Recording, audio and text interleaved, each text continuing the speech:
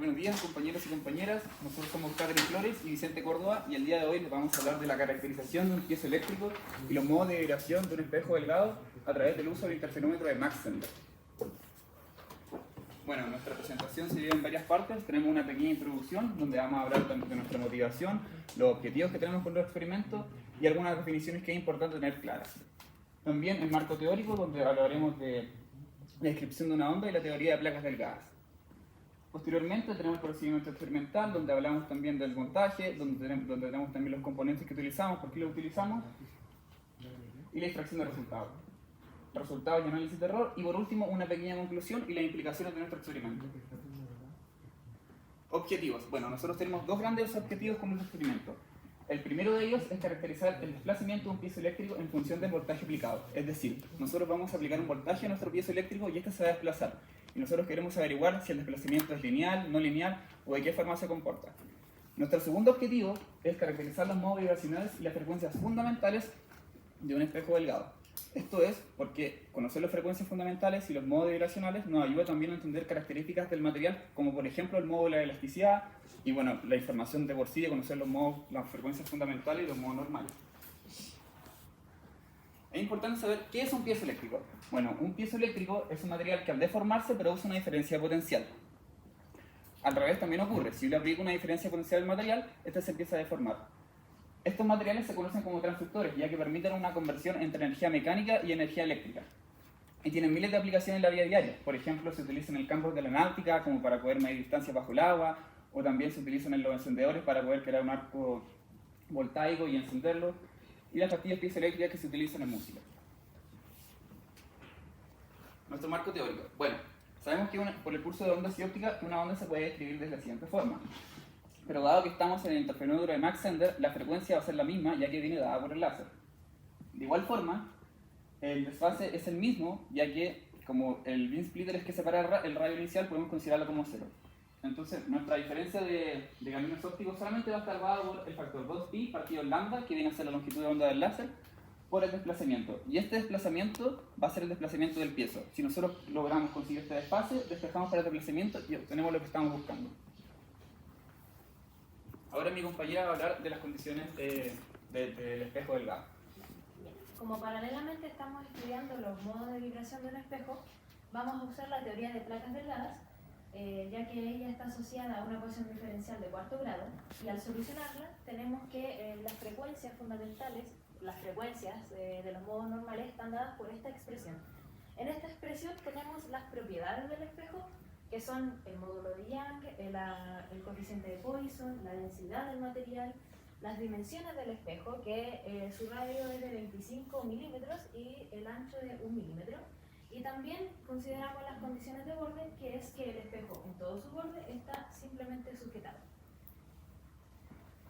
Entonces, para empezar, los componentes que utilizamos para realizar este experimento constan del láser de neón, el piezo eléctrico que vamos a utilizar, la resistencia mayor a 1 kΩ, que es lo recomendado por el manual de Torsla para este piezo eléctrico, los beam splitters para dividir el haz de luz, las monturas para los espejos, la power supply, por otro lado el generador de señales, la cámara y por último los lentes. Entonces acá hay una figura representativa de cómo están distribuidos todos estos componentes.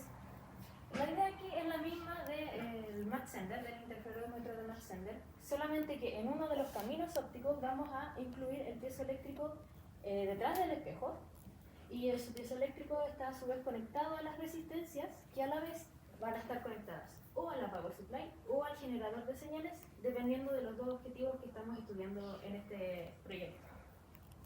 Entonces, el procedimiento a rasgos generales fue colocar y alinear los espejos de manera que el láser llegara adecuadamente a la cámara y se recorrieran las mismas distancias en los caminos ópticos, colocar los beam splitters para dividir los caminos, para dividir el haz de luz, verificar que el haz de luz llegue correctamente a la cámara, y consideramos que es un paso fundamental, todos estos pasos, el tema de alinear, ya que se podía, desde un principio, si se alinea bien, se puede optimizar los tiempos de adquisición de datos. También ubicamos en uno de los espejos el piezo eléctrico junto a la resistencia y lo conectamos a una fuente de poder.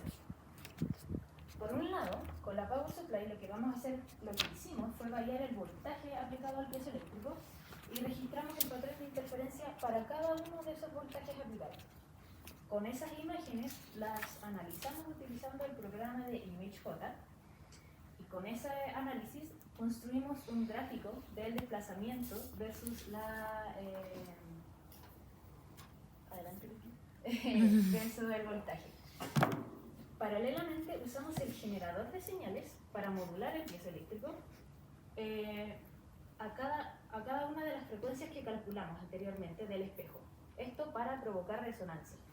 Y a cada frecuencia le asociamos el modo de vibración específico.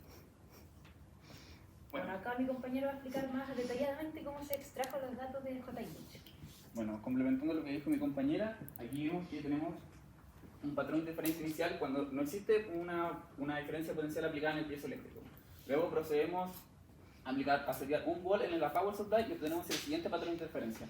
Podemos ver, por ejemplo, como esta franja que se encontraba acá, ahora se encuentra acá. Ahí se produce el desplazamiento. Entonces, lo que nosotros hicimos con el software ImageJ fue restar estas ambas imágenes y aquí vemos que se producen las siguientes franjas. Calculando la anchura de estas franjas, podemos obtener el desfase y así despejar para el piezoeléctrico, o sea, para el desplazamiento del piezoeléctrico. Este proceso lo repetimos iterativamente con diferentes voltajes y obtuvimos el siguiente gráfico. Podemos observar, los puntos azules fueron los datos que nosotros obtuvimos.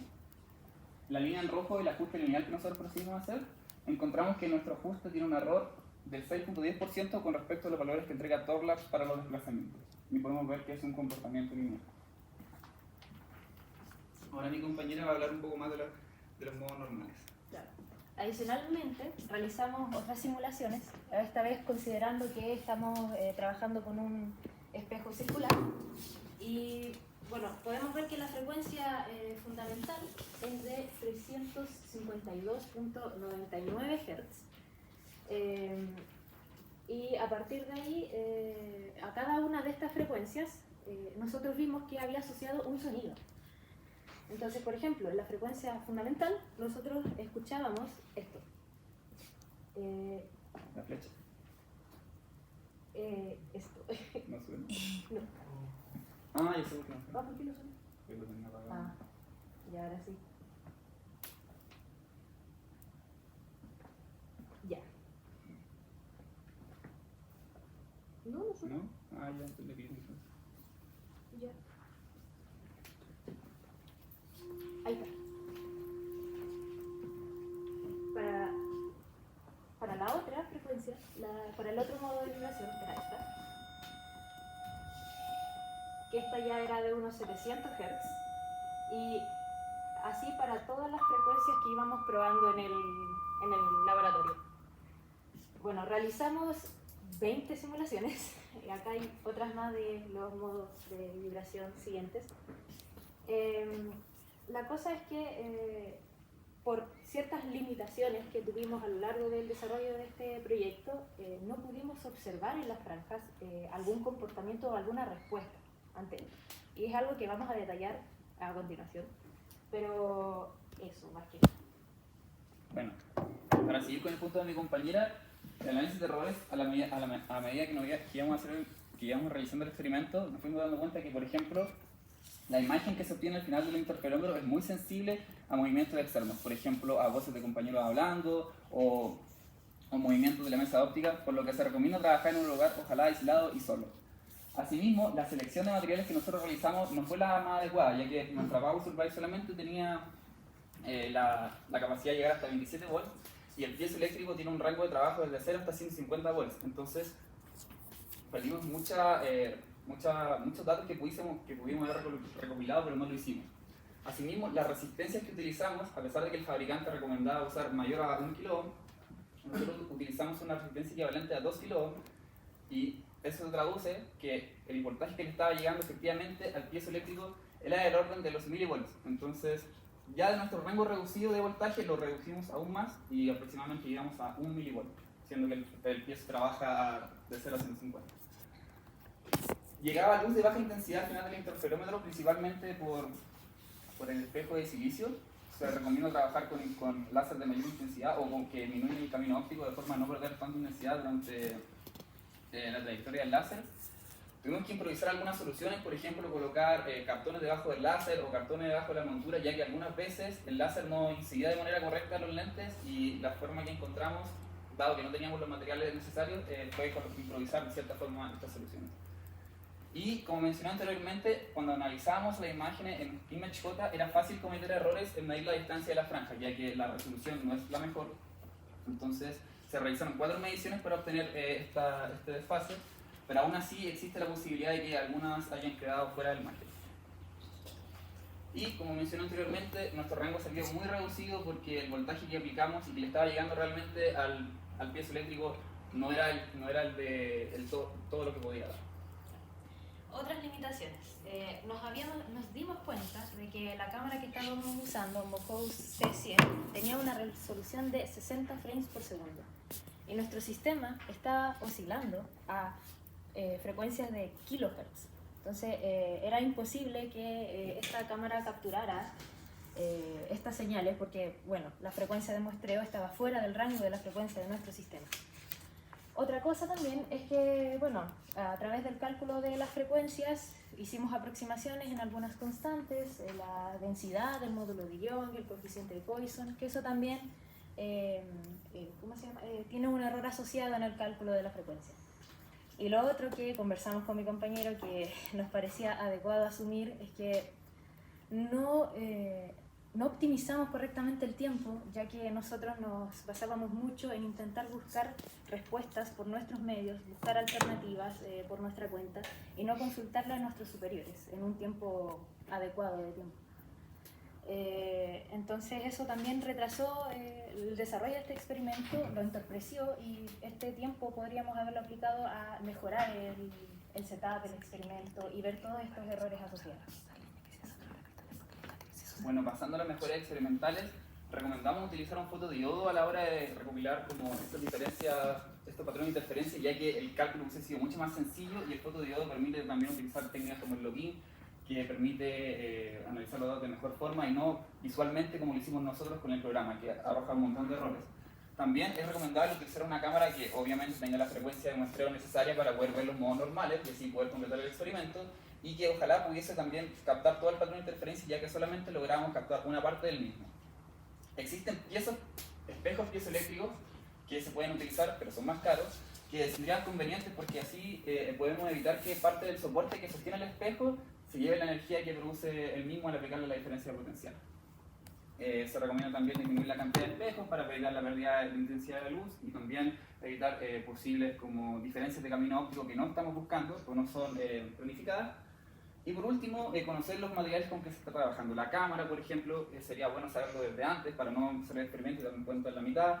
O en un momento también queríamos aplicar voltaje alterno para medir como el desplazamiento del piezo eléctrico y lo hicimos con un amplificador del Faraday Rotation, pero ese amplificador no cumplía la función que buscábamos.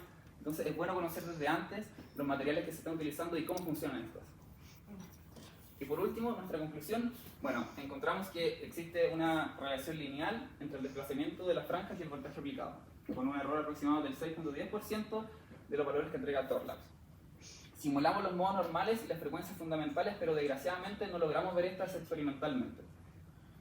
Recalcamos el uso que tiene esto como en la vida cotidiana, como para medir las distancias de la navegación, la transformación de señales, entre otros casos.